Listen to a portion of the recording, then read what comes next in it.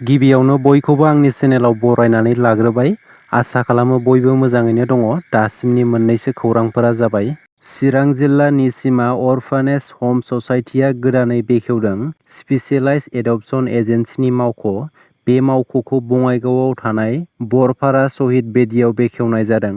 मख'नो गोनांदि सुबुं माहारिया एखे रोखोमै जोनोम जायोब्लाबो बयनिबो खाफालनि लिरनाया एखे जाया। सोरबाया गावनि बिमा-बिफा एबा आंगोफोरजों सुखु गोजोनै थाफानो मोनो, सोरबाया अबथिरायै गावनि आंगो बिमा-बिफाखौ खोमानानै लानो गोनां जायो। थांनाय 2007 मायथाइनिफ्रायनो निसिमा अरफानेज हम ससाइटिआ बिमा-बिफा गोमाजानानै मावरिया जानांनाय गथ'फोरखौ एडप्ट खालामनानै जायफोर सुबुंफोरा गथ'-गथाय गैजाया, बैसोर सुबुंफोरा बैसोर मावरिया गथ'फोरखौ गावनि आंगो फिसा महरै बोजबना लानो गोसो बिथांमोननि नखरखौ नायबिजिरनानै गथ'खौ गथायनाय जायो। बे मावख' बेखेवनाय हाबाफारियाव आसामनि बारग' मन्थ्रि चन्दन ब्रह्म बिथाङा गाहाय आलासि महरै बाहागो लानानै मावख'खौ बेखेवनानै होयो।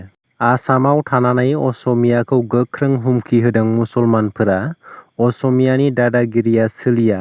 हिन्दु मुर्दाबाद, मिया जिन्दाबाद बेफोरबायदि स्लगानजों असमियाफोरखौ थोंजों हुमखि होदों मुसलमाना। चिरां जिल्ला बिजनीनि 1 नं बेथागावनि देवखुरायाव सिनाय मोनै सुबुङा मोनसे पस्टारनि गेजेरजों असमियाफोरखौ सांग्रांथि होदों। पस्टाराव लिरनाय दङ मियाफोरनि सायाव इनाय अनागार खालामबाय थायोब्ला आसामाव गोजोननाय गैयै थासारि लाबोगोन।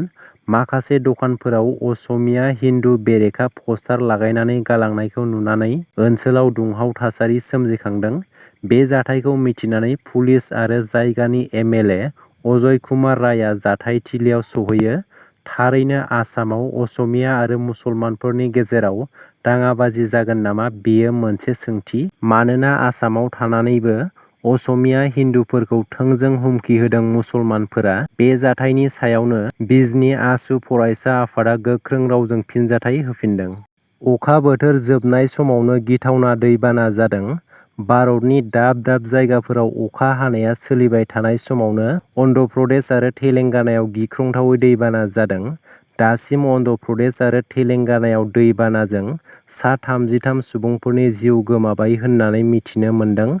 लामा दालां आरो न'-बांफोरखौ फारसेनिफ्राय तेलेंगानायाव सिलिंखार खालामलांदों दैबानाया।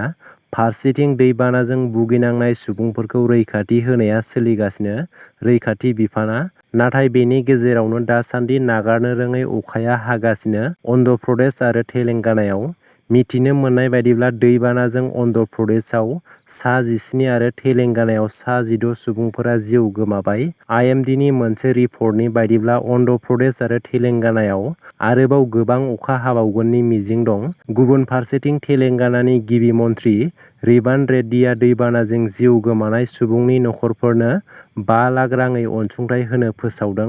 दैबानाजों भुगिनांनाय ओनसोलाव गाहाय मन्थ्रि नरेन्द्र मदि बिथांखौ नायगिदिंनो खावलायदों गिबि मन्थ्रि रेवान्त रेड्डीआ।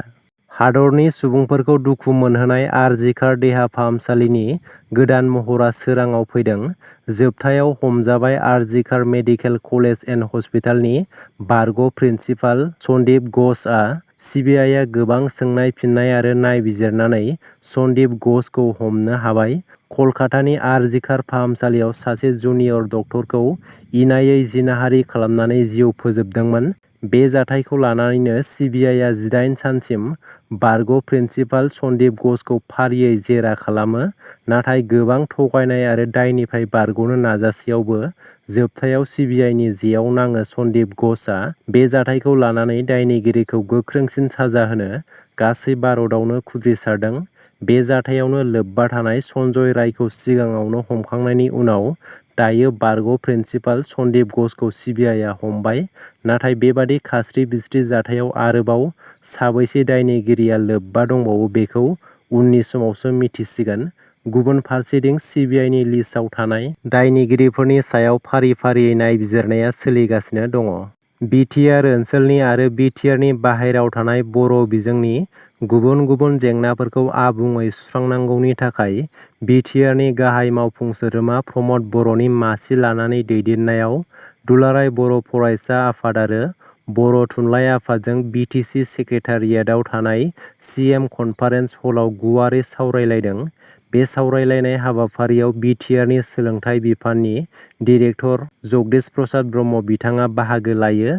लोगोसे एबसु आरो बर' थुनलाइ आफादनि बिबानगिरिफोराबो बाहागो लायो।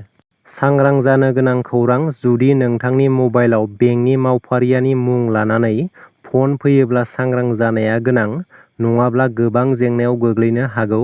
बेंकनि मावफारियाजों रायज्लायनानै लाख लाख रां खहा जादों। सासे आइजोआ गोबां समावनो बेंकनि मावफारिया होननानै सरासनस्रा सुबुंफोरनाव फन खालामहरो। बेंक एकाउन्ट आनब्लक खालामनो, एटिएम कार्ड, क्रेडिट कार्ड बायदि बायदि खामानिनि मुङाव फन खालामहरो बेंकनि मुं लानानै। बेबायदि फन हरग्रा सुबुंफोरा बेंकनि मावफारिया नङा। माखासे दुथां सुबुंफोरासो बेबादि फन खालामहरो।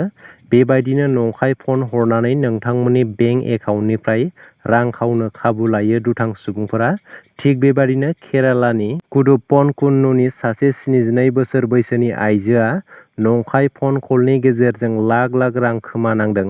मिथिनो मोननाय बायदिब्ला रिजार्भ बेंक अफ इन्डियानि मावख'गिरि जानानै सोरबा सुबुङा कल खालामदोंमोन। आइजोनाव फन खालामनानै आइजोनि क्रेडिट कार्डखौ बन्द खालामनाय जादों होननानै बुंदोंमोन। मख'नो गोनांदि जेब्ला आइजोआ गावनि क्रेडिट कार्डखौ आनब्लक खालामनो नाजादोंमोन, बेनि उनाव दुथांफोरा आइजोनि बेंक एकाउन्टनिफ्राय 72 लाख रां खावनानै लाङो होननानै मिथिनो मोनदों। दासिमनि मोननैसो खौरांफोरा बेनोमोन। गोजोन्थों।